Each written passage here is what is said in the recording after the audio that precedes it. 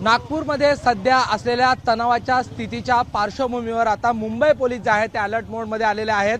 मुंबईमध्ये अशा प्रकारची स्थिती निर्माण होऊ नये म्हणून मुंबई पोलीस यांनी ठिकठिकाणी आता जे रोड मार्च आहेत म्हणजे त्या रूट मार्चच्या माध्यमातून मुंबई पोलीस जे आहेत ते समाजकंटकांना इशारा देऊ पाहतात असे रूट मार्च ठिकठिकाणी निघालेले आपल्याला पाहायला मिळत आहेत। एकूणच कायदा सुव्यवस्थेचा प्रश्न मुंबईमध्ये उभा राहू नये आणि त्याचबरोबर जे समाजकंटक किंवा दंगलखोर अशा प्रकारे काही मेसेज देण्याचा प्रयत्न करत असतील तर त्यांच्यावर जरब बसवण्यासाठी अशा प्रकारचे हे रूट मार्च मुंबई पोलीस नेहमी करत असतं। मी सध्या आहे घाटकोपर परिसरात।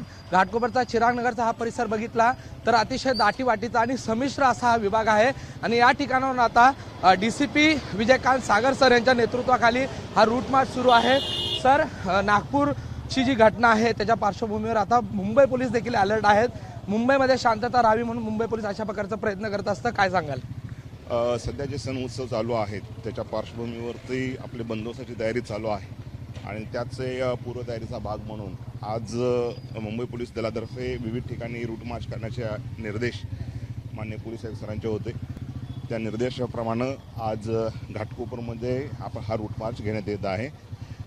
सण उत्सवाच्या काळामध्ये जे घटना चाललेल्या आहेत किंवा काय याच्या पार्श्वभूमीवरती जनतेच्या मनामध्ये पोलीस दलाबद्दल विश्वास निर्माण व्हावा आणि कुठला अनुचित प्रकार घडत असेल तर त्यांनी तात्काळ पोलिसाला संपर्क करावा आणि परिस्थितीवर नियंत्रण ठेवण्यासाठी कायदा सुव्यवस्था परिस्थितीवर नियंत्रण ठेवण्यासाठी पोलीस दल सक्षम आहे, तयार आहे, हा विश्वास जनतेच्या मनामध्ये निर्माण करण्यासाठी हा रूट मार्च घेण्यात येत आहे। अशा प्रकारच्या रूट मार्चमधून असे जे समाजकंटक आहेत किंवा दंगलखोर विचारसरणीचे लोक असतात त्यांना देखील एक मेसेज देण्याचा प्रयत्न असतो मुंबई पोलिसांचा।